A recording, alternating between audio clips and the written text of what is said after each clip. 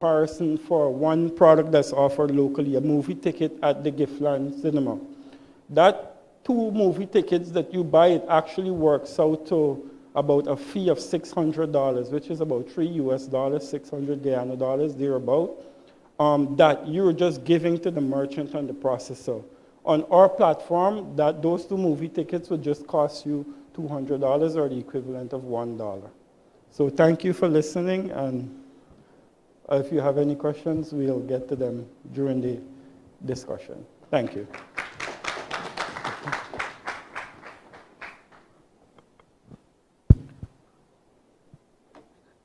Let me get the questions going with a nuts and bolts question so I understand it properly. So it's payments.gy. You need to get merchants to sign on and end users as well. Correct. And you use the app to transfer the value between them. So I as a user, I would establish a wallet with payments.gy. Correct. And where does my money go? How do I put money into that wallet? Okay, so MMG Guyana, as I mentioned, they are a mobile wallet locally. So they function as a bank. And that's an excellent question because that's how your account gets funded. None of the customers' funds are held on our platform. So we don't hold any money. The money are held with MMG, in this case, who is the bank. Another great thing about this platform that it allows for inclusion of other banks as well. So let's say, for instance, a more traditional bank wishes to come online so their customers could benefit from something like this. They would just plug right in. So wherever you have your money, that financial institution that you have your money with, that's where your money stays. But we just act as the intermediary between businesses, merchants, so making that process easier. Did a bank wanting to come on would plug right into what? They would plug into M&G, or they would have their own separate? Good. So in this case, they would be like how we have MMG, who is the current wallet that we're working with. In that case, if we go back to the video, there was a point when you had select wallet, and it selected a personal number that was a phone number. That's how MMG works right now. So all your funds are linked to your phone number. Now let's say we use Republic Bank, for instance. In that case, when that person selects where they want to pay from, it would now be either your MMG phone number or your Republic Bank. And you can set a default account for your payments to be debited from if you wish. All right, so payments.gy is like a gateway to different banks, as it were. Correct. Okay, all right. Where their money will be kept. And the user decides where the money is kept. Yes. So the user would decide whichever bank they want to be with.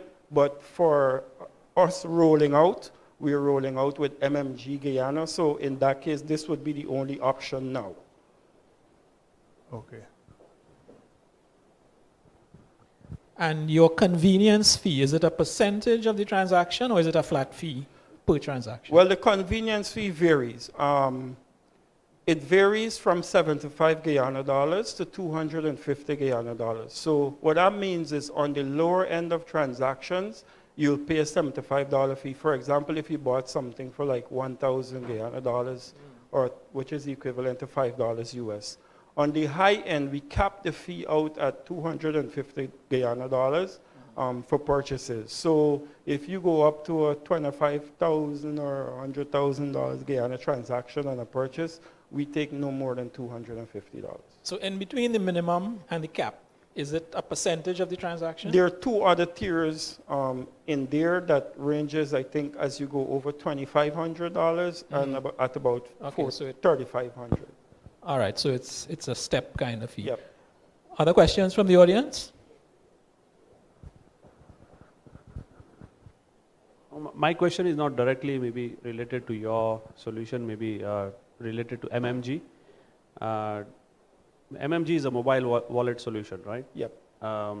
Does the local banks allow funds to be transferred from the local bank account to MMG's account as of now? No, they are not as of now. I know that's something that MMG is currently working on, a way in which you can fund your wallet to process transactions. And about funding the wallet, there is another opportunity for persons to take advantage of remittances. Remittances is a large part of, you know, how people get income in Guyana. There are services that can transfer money to any post office in Guyana. So there's Zoom, which is a PayPal company. So persons can now, when the person sends them some money, let's say from the US, they can send it through Zoom and anybody can pick that up at a post office. Now where the opportunity is let's say those post offices become agents or super agents of the MMG or any bank. Once somebody sends that remittance, they would have the ability to send that money directly to your device or to your account.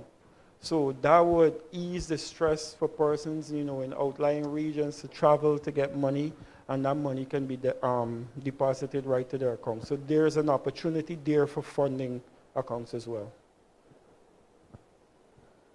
Any other questions? How do you collect your fee? So our fee is debited as a part of our arrangement with the provider, MMG. So at the time of the transaction, based on the amount, we already know what the split will be. So, you know, their part get forwarded to their account, ours to our account. And the remittance, we actually handle the remittance for the businesses. So the business will have a profile, an account where they can see as their transactions happen. So somebody, you know, gets on your website, you get an email notification, a text notification, and you can log in to say, okay, I'm at $100,000 today, please remit. And then we process that and send you that money via bank deposit. Yes, go ahead. Yeah, thank you. Quite interesting. I want you to understand that MMG also is taking a fee as well too? No, well, based on our arrangement, the fee that the customer sees, that will include whatever fee MMG is supposed to get from the transaction. So the customer will only see one fee, and that's through our arrangement. If persons were to access the MMG platform right now outside of the payment network payments, MMG does have fees, for example, you know, to pay bills or merchant transactions and such, they have fees. But when you come to our payment platform, even though MMG is the underlying bank, when you see that one fee, we will sort that out with them. The customer doesn't see an additional fee outside of that.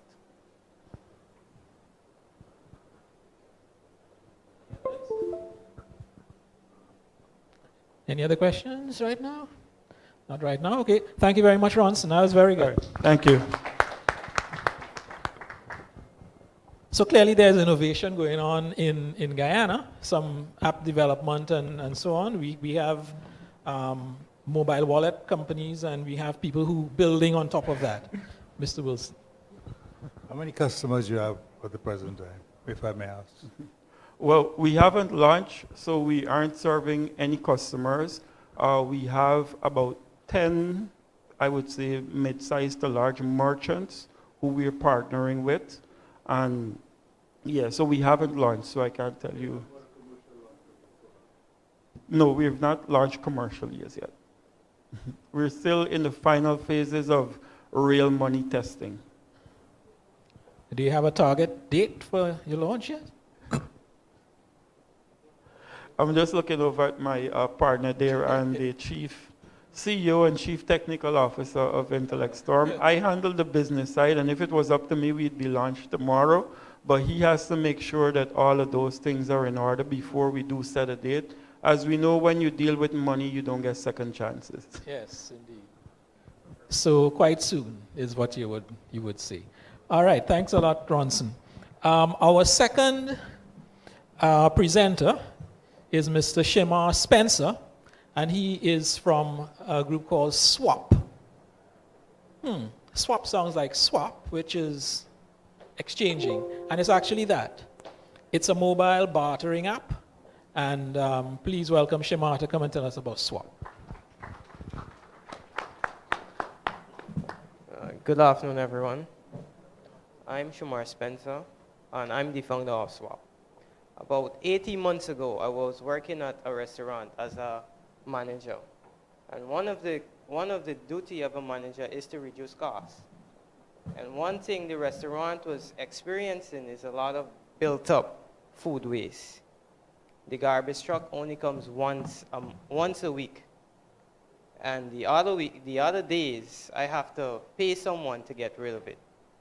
So I was looking for a way to reduce this cost.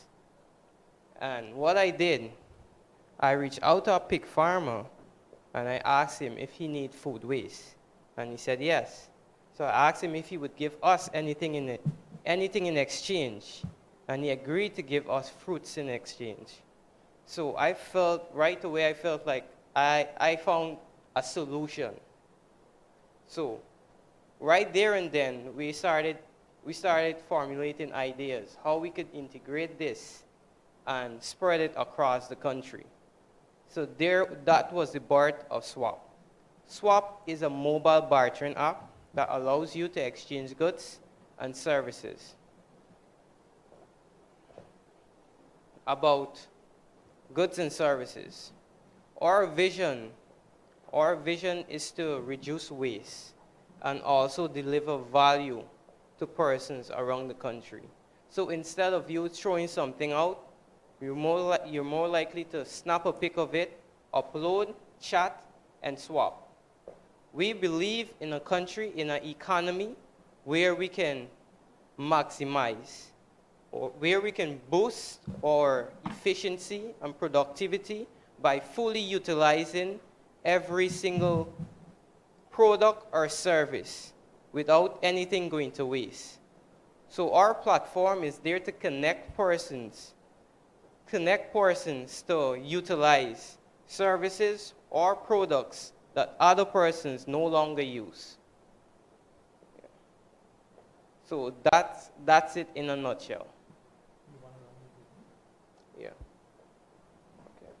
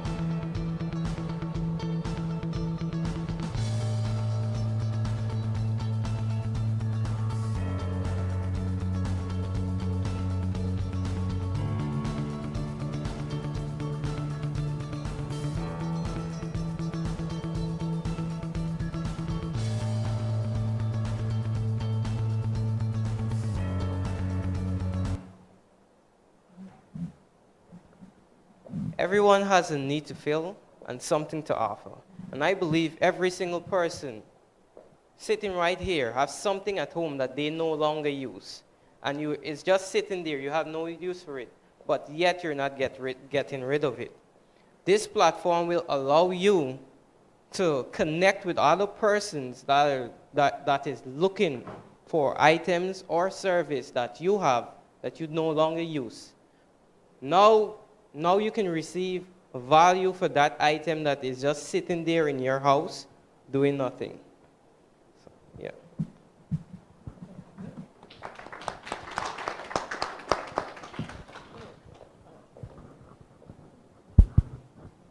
Very interesting app. I have one concern. The security attached to the app of indicating where we will meet. Does it open an avenue for people with bad intentions to use the app, meet somebody, and then rob them? Well, in terms of security, we plotted safe locations that are very public to persons. And to answer your question also on security, no one would come and rob you for an old microwave or something. But it's not, these items are, they have value, but it's not an item someone would actually come and rob you for. Yeah, but we have selected safe locations that people can feel safe to swap, and we will know every single transaction, so we have the information for the other party that you're swapping with. Yeah.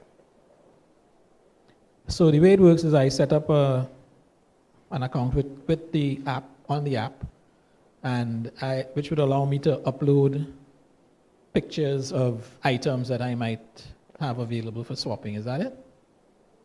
Yeah. Okay, and so you have, this app is hosted somewhere. I'm uploading it to what? I'm uploading it to... The platform. Right. Yeah. And this platform is hosted here in Guyana or No, it's right it? here. It's It's an right here. application. Right. So Uh-huh. you just snap a pic, you upload, and someone will send you an offer. Right. Yeah, and you start negotiating from there. And you communicate via the app using chat or Yeah, whatever. there's a, if I go back to the video, Mm-hmm. there is a chat feature. Actually, just click forward. Play on the bottom, yeah, I think. Oh, no, you're stepping through it. Okay, I see. So you accept, select the location, Right. and you start chatting.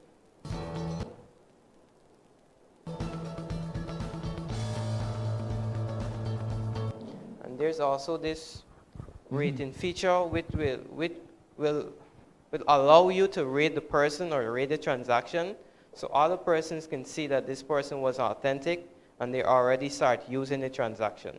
Right. Yeah. And how do you make money? Right now we're developing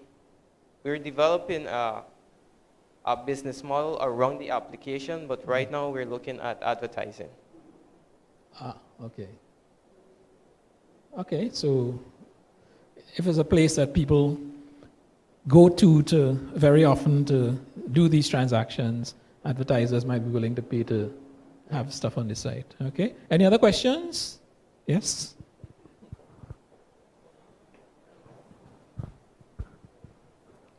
Yeah, yes, my brother.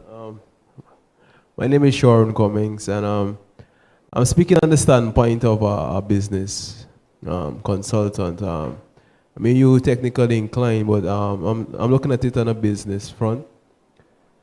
The platform seems very interesting to me. It facilitates trade, basically. To me, it's a trade platform. So I have two questions, just to reiterate what the gentleman said. I had an issue with security, but it seems like you also worked on that. But let's say, have you considered it from the standpoint of the legislative standpoint when it comes to, because at the end of the day, remember now you'll be trading various merchandise online. So have you considered it from that standpoint, basically? If you understand what I'm trying to find out.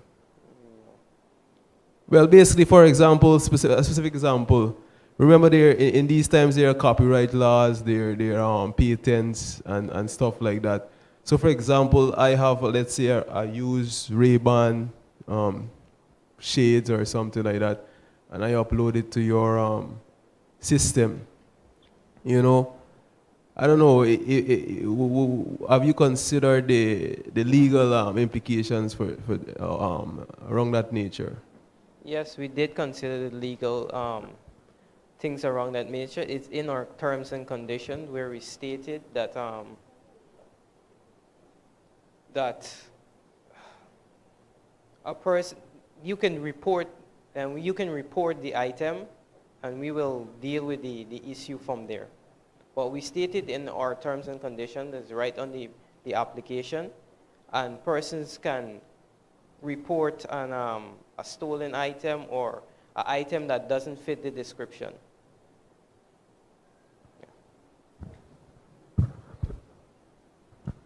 Shamar, I think this is very good. I mean, one of the things, are you still working as a manager? And what time do you devote to this? And how many persons are actually working on this or employed to do this? Well, we have a strong team that is developing the platform, which is Intellect Storm. So they're doing all the developing for the application. And yes, I do have a marketing team, and yes, I am still working.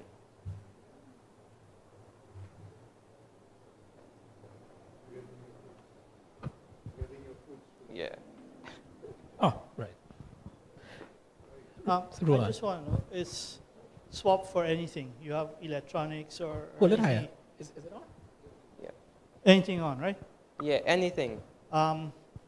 Supposing now I steal something and I try to swap it on there, how do you protect against that? How do you Protect protect? against that. Like Stolen- I Let's said, say stolen goods. something, I'm trying to get rid of something and I see it on I see something I want on the site, but I'm not the owner of what I want to swap. then you can report the item. There's a feature that you could report the item. If you see that, let me say you have a laptop and you believe this is your laptop, you can report the item and we will deal with the issue from there. Or if I have stolen something Okay. and I'm offering it for sale, the person who's the owner, the true owner, would have to, I guess, be looking at swap to be able to see the item. Precisely, yeah. Yeah. Yeah. And there's no ownership to Yeah. show anything. How can you establish that you are the rightful owner? Like I That said, kind of thing. we don't have all the questions. We are now developing this application. And based on feedbacks, we will continue to strengthen this application. But we're still in developing mode. Great. One more. So just to assist here a bit, Amazon allows third parties to list items. eBay allows persons to list items. You could still steal something and you could list it. Now, the difference in that situation is if I stole something and I'm trading it. Hello? I thought they cut me. If I stole something and I trade it with my comrade offline, there's no way for anyone else to know. But in this situation, it brings more awareness to that entire transaction there too. I don't know if I could probably help you with that answer. I think so. In fact, you can tell when the transaction is completed, Yeah. when the swap takes place. Yeah, there's the meeting point. final stage of rating the transaction. Right. And there There's you a- know the transaction is There's a complete. sign-off required. Once the parties meet and exchange items, is there a sign-off in the app? Yeah, we're advising persons to rate the transaction. Okay, When you rate the transaction, then we can know this It's completed. transaction. Yeah. okay. We have another one. Hi, yes, good afternoon. Given the lack of regulation in our country and how some people might be prone to corruption, I want to know if somebody would try to trade something illegal like drugs or alcohol, do you have steps to prevent that, or guns or ammunition? Can those things pass through your app?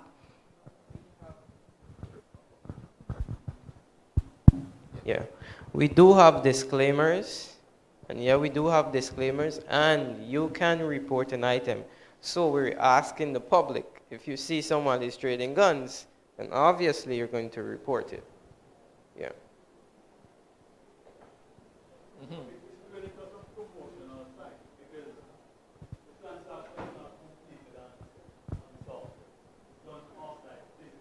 Yeah. Basically, all you're doing is bringing attention to the fact that individuals may have products that they want to dispose of.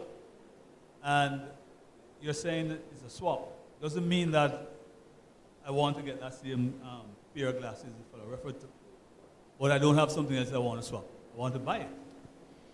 So essentially, you're providing a service to promote products that people want to dispose of one way or the other. So even though it says it's a swap, it doesn't necessarily mean I have to swap one physical item for another physical item. I may want to buy a jacket you have. I don't have something else to swap for it other than cash. So, it's not really an e-commerce site per se. It's really a site that is promoting awareness of products that persons may want to dispose of for one reason or the other. Okay.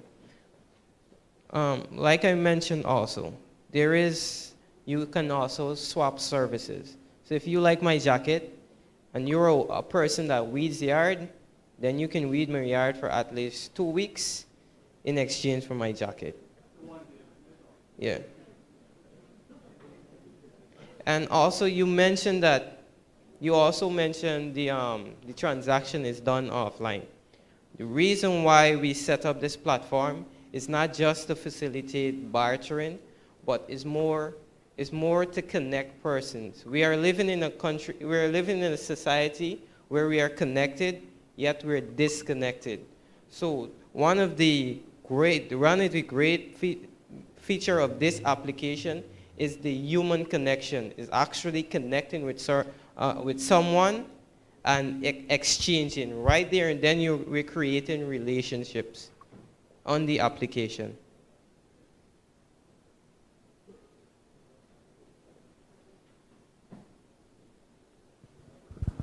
What I gather from that, then, you can have a swap of an item for money. We are currently working on it. Like I said, we're still developing. We haven't launched as yet. I know, but I'm saying the app can, if you're swapping, you can swap an item for another item. Yeah. Or you could swap an item for cash. Right now, how the platform is set up is item for item. Item for item. Yeah. Okay.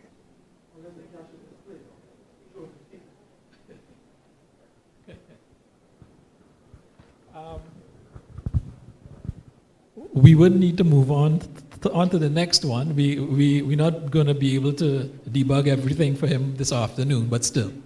I just want to make a comment again, like on the developmental front, what I foresee, like that was a great question, and to reiterate what you said also, maybe in the future if you do decide to actually have cash transactions, I already foresee some kind of collaboration between the two companies. He does payments, you have the merchandise, you could definitely do something together. Yeah. Okay. Thanks to Shema, please. Sorry. Okay. One question. Is there any Yes. cash involved? For instance, I have a Nike and I see a pen and I say, well, listen, I want that pen. You pay a difference or something like that? Or is it strictly bartering? Straight? Well, this company is new to Guyana, and what we're doing right now is testing the product. And if we have to pivot to cash, then maybe we will. Because in every single business, there's a point where you have to pivot from your original business model. Yeah, that's what I'm saying. It's like, is it a balance? Because some might be more expensive, or you might say, listen, this costs a little bit more. I want that little bit difference. You understand that? There is a possibility. Thanks a lot. Okay, thank you, Shema. You could probably stick around for a while. Our third presenter is a company called Innovative Systems Incorporated, and they have a system that deals with rates and tariff management. And the first speaker from there is going to be Mr. Julius Simmons. Please welcome Julius.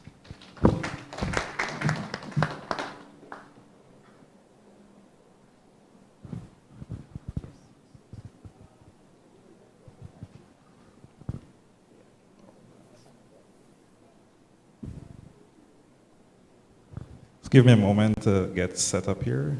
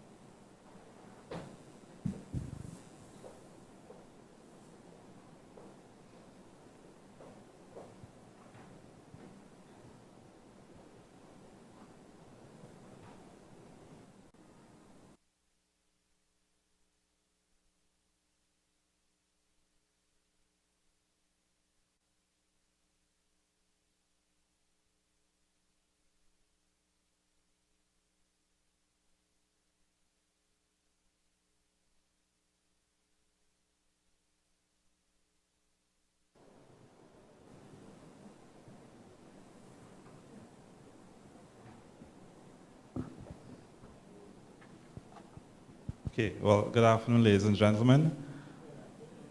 So as a part of the Digital Financial Services section of the Ctu Roadshow, we're here to demo today one of the apps we have built, which is our application for managing rates and taxes for NDCs across Guyana.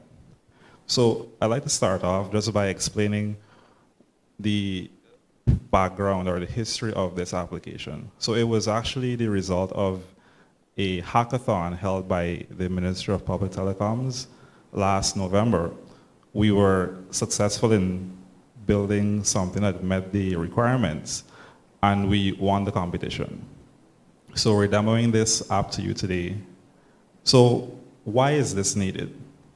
Well, across Guyana, there are about 63 NDCs, and these NDCs are responsible for managing communities, for performing maintenance works, and generally improving the lives of the people who live in these communities. But to currently achieve or execute these goals, there are a few shortcomings. One of them is accountability. It's generally believed by most citizens that once their money goes to an NDC, it goes into a black hole, because they don't see anything being done in the community. They don't have any idea of how the funds are actually being spent. They don't know how much funds have actually been collected. So that's problem one. Problem two is access to information. Again, you as a member of the public have no idea what your NDC is actually doing. You have no idea what projects they have planned, how close they are to achieving those projects, and what you could do to contribute to them reaching to their goals. Added to this point, when it comes to planning by a central government, it's difficult for them to understand how any NDC is actually performing. Because again, there is no centralized system for collecting data, so they have to really just go on the word of the heads of these agencies and whatever they provide to them. The fourth problem is when it comes to payments. Most of the time, the person would have to go into the NDC office to make payments. So there's no provisions for electronic payments. If you live overseas, then you've got to trust that whoever you send your money to, that they actually take it to the NDC to make the payment. And in Guyana, there's something that we call prescriptive rights, which means that if you pay for a property over a period of time, you can actually claim ownership of it, which is another problem that exists because of a lack of a proper financial system for NDCs. Because there's no system as well, you also have a high rate of delinquency. Nobody pays. And the NDC, for them to check who was paid, they'll have to go and check through some old dusty ledger, which doesn't really make sense in this day and age. The next problem is communication with the community. Like if something is supposed to happen, some event, if there is an emergency, how do people in the community actually know about it? Well, unless you have neighbors who like to talk, you probably won't know anything. That's another problem. And generally, with new communities being built, people don't really have a sense of community. They don't really feel a part of it. They're just renting a house, and that's all they see. If they see the neighbors like 2 times a week, they see them a lot. So those are some of the issues that NDCs and the people who live in communities today have to deal with. So we really like that the MOPT thought that this would be a good app to have for the competition, because it's really something that could assist and aid in the development of communities across Guyana. It would really help them to grow, and in that way it would help the nation as a whole to make progress. So how do we address the aforementioned issues with an app? Well, by simply providing a platform which can help to resolve these issues. Number one, accountability. Well, because we've got a centralized system which would have in it records of every single property across Guyana, you now have the mechanism for getting access to data. You could see properties, you could see the rates that they're supposed to pay, the rates that are supposed to be collected, what has been paid already, and this would really assist with planning. Because planning is one of the things that could really improve the lives of citizens. So the government is now able to make plans. They could see what sources of funding are coming from the NDCs. They can monitor how the funds are being spent by the NDCs, and this helps them to plan for the future. When it comes to payments, now because the system that we have built is cloud-based, it means that you could be in any part of the world and make a payment using modern payment methods, credit card, and even locally, if you don't have a credit card, we are also able to do integrations with mobile money.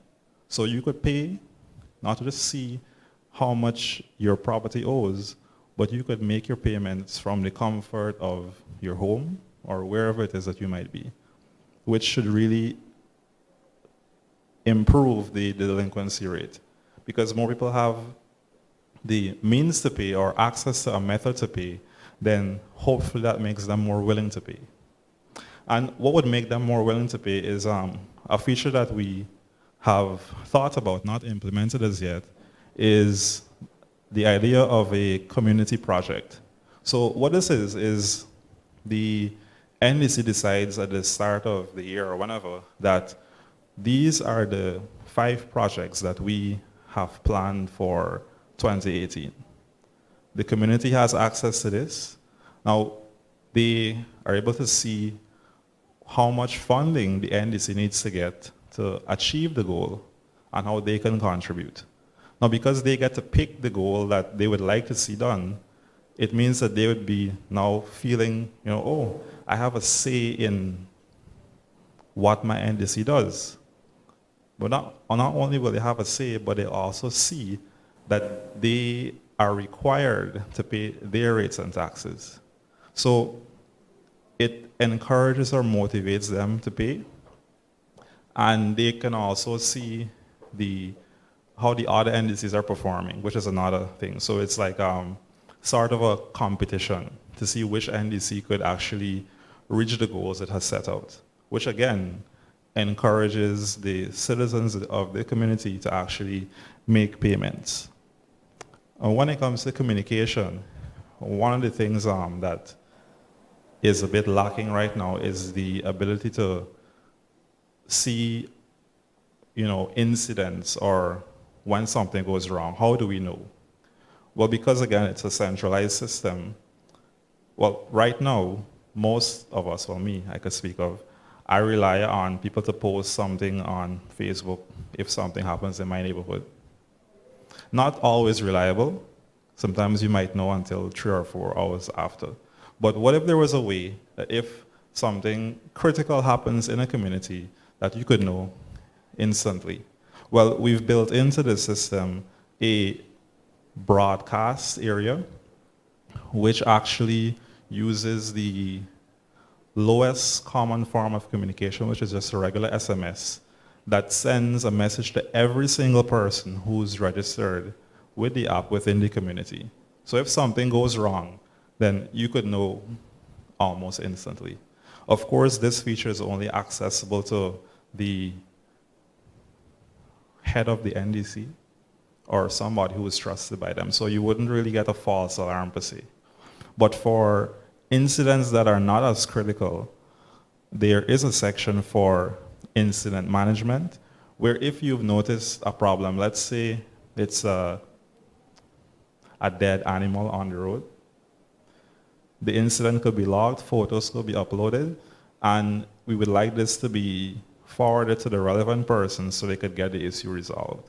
So in this way, people are able to, again, actually enjoy being a citizen of a community, because whatever issues they have that would cause them to have a negative experience, they'll be able to report it, and hopefully it gets resolved quickly.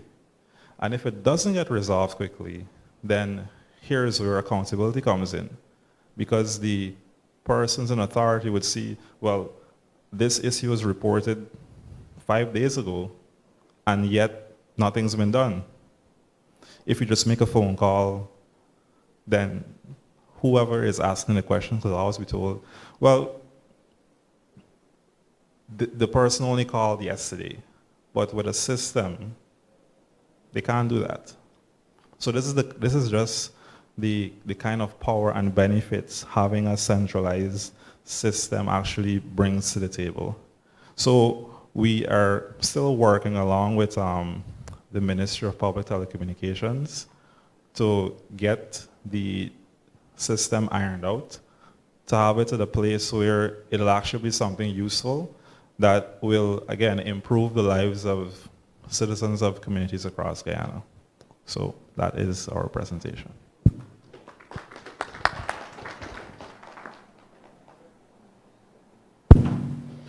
Thank you very much, Julius. I think we're also going to hear a few words from the CEO of Innovative Systems Incorporated, Mr. Richard Langford. I'd invite Mr. Langford to come forward now.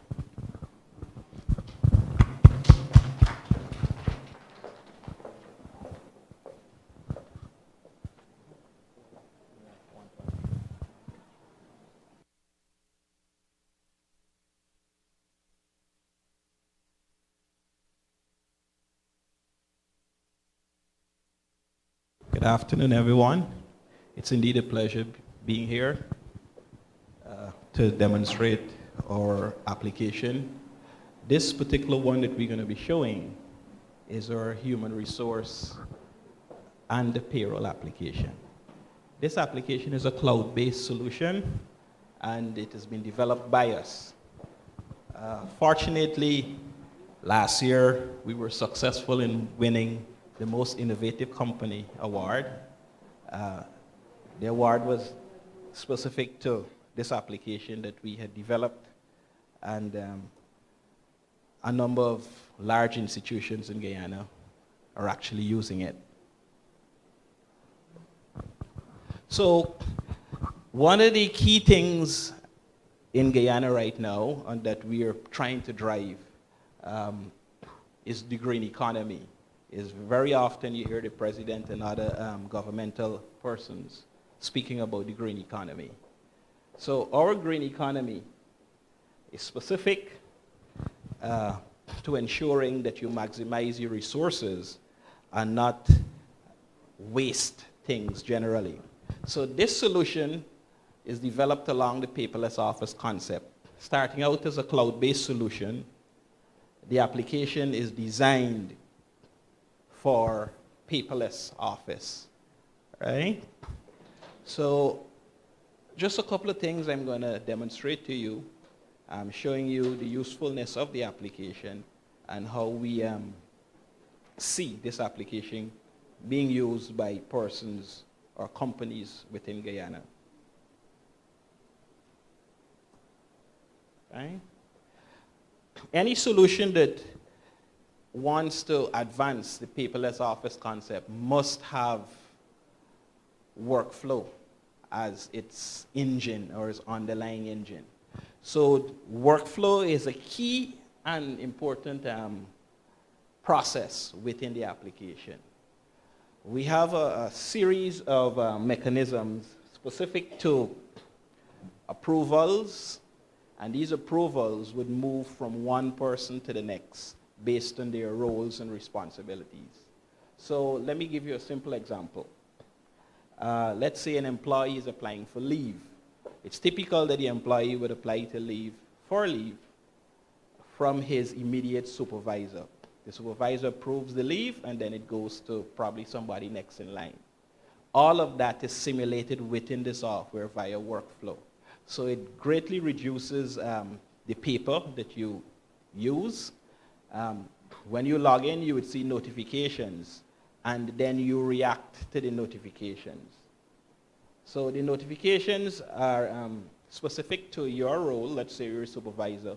You would see that you need to approve the leave now moves to the next person in line and ends up at the HR department, who would either accept or reject it.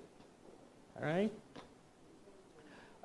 Any application that is cloud-based need to have user-friendliness as an important concept. All right? You want to reduce the learning curve, so user-friendliness aids a lot in that. So we have a wizard. A lot of the processes wizards are used. So for instance, this would be the setup wizard, in which you enter the details of the company, and this can change. If you decide to change the name of your company, you just change the reference information. All of your reports would come out reflecting that change. All right? Because it's a human resource and payroll package, we know the rules governing taxes and national insurance remittances has to be entered. One of the benefits of this solution is that these rules are set up in such a way that they can easily be changed by the end user, as opposed to being hard-coded by some of my competitors. So typically, a customer or a client of Inosis don't need to reach out to Inosis to make changes specific to tax rates and NIS rates, right? You have an organization structure within it that displays the organization structure graphically, and from there you can see clearly how your organization is set up. Right? One of the things that we've been doing in the software is to advent the use of dashboards. Most of the enterprise products that you see, whether it's QuickBooks Online, Zoho Books and so forth, you would see the current trend of a lot of dashboard and charts, right? So we've integrated a lot of charts in the system, and these charts would typically show graphically the various processes that is expected to show, results, etc. Right? One of the things that I'm especially proud of in the application, however, is the security within the application. The security that we have within the software, I would say, is structured in two ways. It's structured along data partition lines, and it's structured according to the roles that people do. So let's say you have different classes of employees within your system. Those persons are expected to be classified, and whoever is the users of the system, they would typically be granted access to specific classes, right? These classes now transcends into what you can see. So now you can partition the data, and let's say only executive persons I can see in the software. Or you might be allowed to see junior staff, or a combination of same, right? Apart from that, you have your standard roles. You have a human resources software. You have various people performing roles within the solution. So some people are going to be, let's say, the recruitment clerk. You're going to have other persons performing roles of processing leave and all the benefits that goes along with things that are given to employees, right? So all of those things are tracked. Because it's based on the paperless office concept again, one of the things that you would find within the solution is the ability to see employees that fall under your specific department. So if you really do some amount of analysis of how companies work, every single department to some extent perform basic human resources processes. So what we've done in this software is removed the burden of all of the processing happening in the HR department and give each one of the departments some amount of control, the same way it works in reality. So most times that would be the manager secretary or the supervisor secretary. They would be the person who would be processing leave, dealing with promotion, salary increases, and so forth. So how the software is arranged, each departmental manager has access that HR wants to assign to them. So for instance, the creating of budgets. You would have specific departmental managers who would normally have to do up the cost for their employees and then submit it. So it's a cascading effect until it reaches the top. So they typically can do minimum amount of processing. Another example is appraisals. So appraisals are normally done within the department and then goes up to HR. So the appraisal typically would be done online. It moves workflow, would take it to the next person within the system. They would approve it and then it moves along the chain. So what's the net result? The net result is that there's minimum use of paper. Minimum use of paper. Another advantage is that a lot of the processes can happen faster. We know of a number of cases in which persons might be granted a salary increase, but the payroll department got the memo too late. So they probably got the increase 2 months or months down the line. It's impossible for that to happen now because it's instantaneous. So what this system does is removes the back and forth memos and papers and it replaces with notifications, right? So let me give you an example of some of the notifications that you would see. And this notification lends itself also to the workflow, right? Workflow notifications go hand in hand. So it would normally remind you things like birthdays, for instance. It would remind you when persons' contracts are supposed to be, is due expiration. Work permits, you would also receive notifications on that. If somebody is due leave or what we call gratuity, all of those things are automatically notified to the users of the system. So there's no need for you to keep a schedule of those things, right? Good.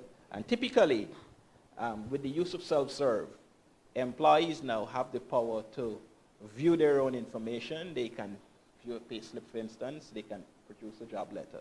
So these and many more features are available via the application, and this is one of the applications that we're especially proud of. And as I mentioned before, we've actually won an award for this. So again, thanks for your time. Thank you. Any questions for, did you say InnoSys? Yes. All right, so that's the short term for it. Any questions for InnoSys for Mr. Langford or Julius?